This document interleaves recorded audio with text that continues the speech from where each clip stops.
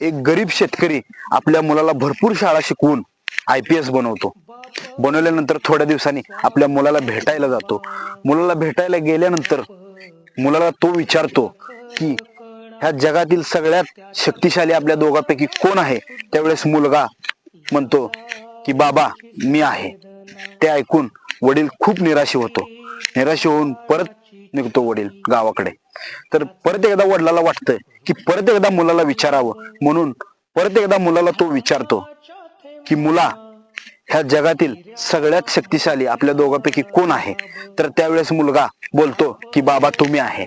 तर ते ऐकून बाबा म्हणतो, अरे मगा तर तू बोलला की मी आहे आणि आता बोलतोय तुम्ही आहे, याचं कारण काय.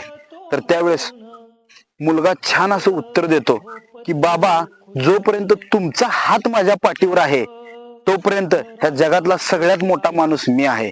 हे ऐकून वडिलाच्या डोळ्यात पाणी येतं. जसा पाण्यातला मासा, त्याच्या डोळ्यातला थेंब कुणा दिसणार कसा.